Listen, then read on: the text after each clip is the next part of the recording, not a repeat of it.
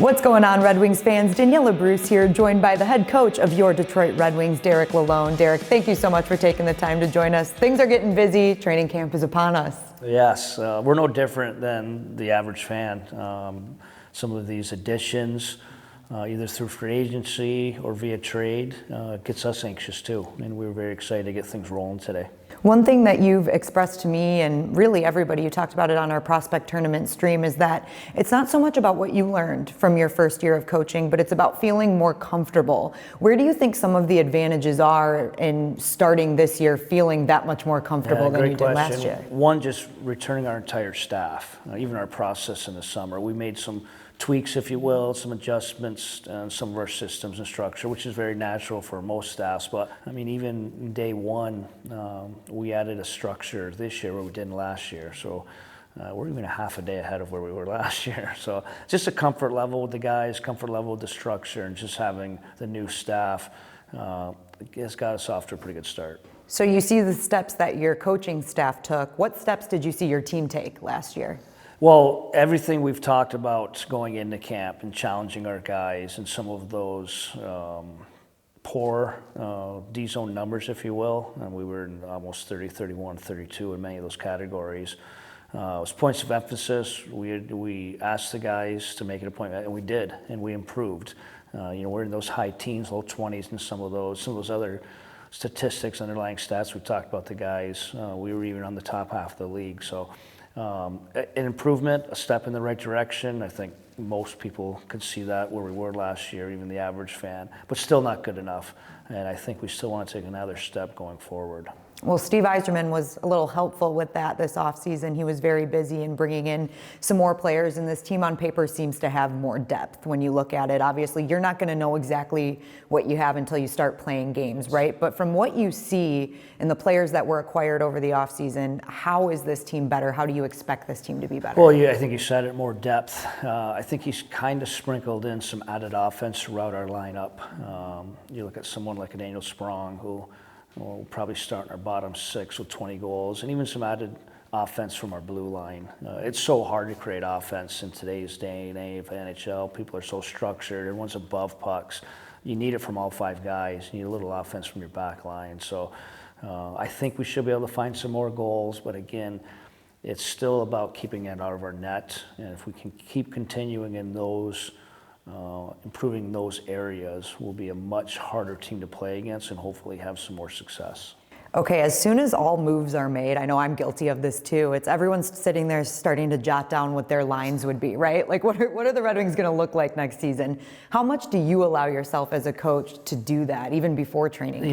Yeah, again, I'm no different than you. You see the lines, you start playing around them. Obviously, we talk throughout the summer as a staff, but I think with that added depth, I think we have some more options.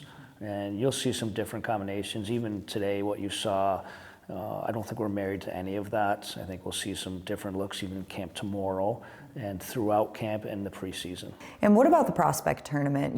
You joined us during one of the prospect tournament games just to talk about the importance of it and how great of a tournament it is. But did anyone stand out to you that you're like, wow, I'm really excited to see him throughout training camp? Yeah, well, first and foremost, I enjoy it because it's my first look at some of these guys. Obviously, a ton goes into drafting them, but a lot of times the first time I meet the young man is at the draft, and I get a feel for him as a player. But you see it in a live game, and it's a very high level of play, the prospect tournament year in and year out. It was hard not to notice Elmer. He had the puck a lot. He should do well in that tournament because of his size, his experience, but he still has to go out and do it, and he did that. And to see some of our young guys, Casper Danielson, some of the D, real positive. I know people really get caught into the wins and losses of that tournament, which I somewhat understand, but sometimes I really don't. It's literally they show up, they have a 20-minute practice, and they just start playing. But some of those guys that are on our radar, hopefully to be a big part of our future, showed pretty well.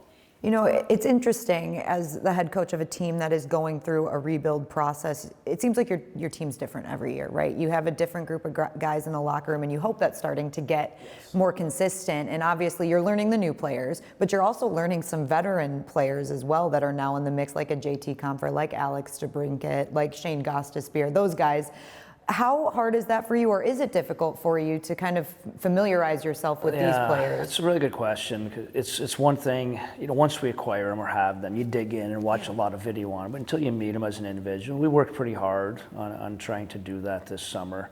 I will give our guys a lot of credit. They did a pretty good job ahead of camp with some inclusion. I know this group had gotten together a couple times in Detroit with some different activities, and you can see some of those new guys much more comfortable. So good on them. I think it's going to help us with a good camp here. So they're getting comfortable in Detroit. I know you still spent all of last year getting comfortable in Detroit.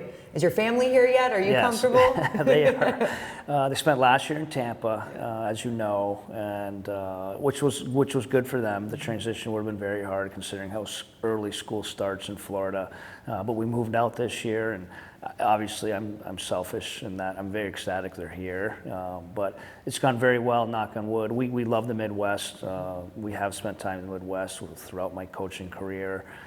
So knock on wood, it's gone extremely well so far. And hopefully they'll be at some more games this year too. We'll be at some more games. Not as many tickets getting passed out now that my family might actually be using them. There you go. Yeah, so don't call. No one called Newsy for tickets this year. That's the message right there.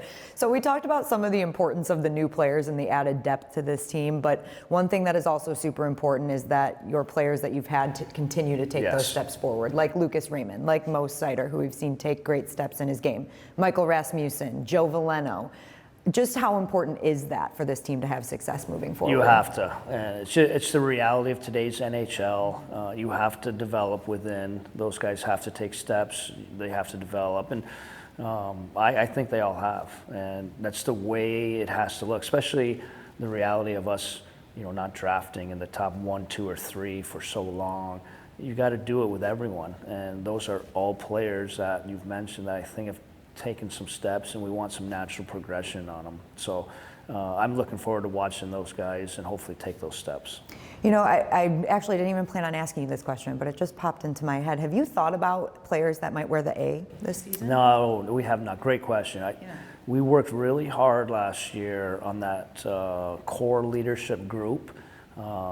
And I think we took some strides. I know a lot of people don't get to see what goes on behind closed doors there, but I think we worked hard on it and did a good job with it. But what is exciting about some of these new additions is they have some leadership qualities, some experience, some veteran feel to them. I believe 3 of them have worn A in this league in the past, which is very impressive. So we'll start implementing them in the right way, but now you start increasing that number, if you will, of that leadership group, and I just think it bodes well with what a team and a group can do. You have some playoff experience as an NHL coach. You know what it takes to get to that point. What steps does this team still need to take to become one of those? Yeah, just probably those things we talked about. I still think it's about your team game, playing the game right, keeping the puck out of the net. It was very exciting last year. I think we gained some valuable experience from the push we had right before the deadline, game 57. I know probably sound like a broken record here with a couple of interviews in the off season, but we were actually in the playoffs come game 57 last year. And I think that was valuable for that push. You got to kind of experience that.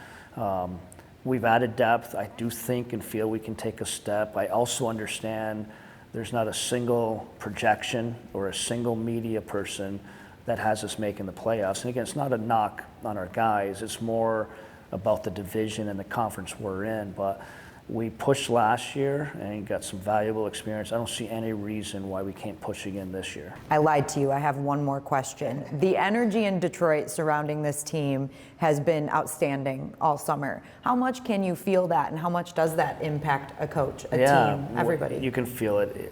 It's kind of my point of the experience, that energy we felt around that deadline time last year. We had won 7 of 8. We had that unbelievable road. And then just the energy in the building, it's just real. And I understand it is hockey town. And it's not only a very enthusiastic fan base, it's a knowledgeable fan base. And with these additions, I understand the buzz. I'm no different. I was anxious to get this group going. But it's got to translate. And still, again, night in and night out, just because of where we are in our division, we might be the underdog, but that's part of taking a step. Just give us a chance. We want to be in the fight. And Steve did that this summer. Now it's on this group to take that step.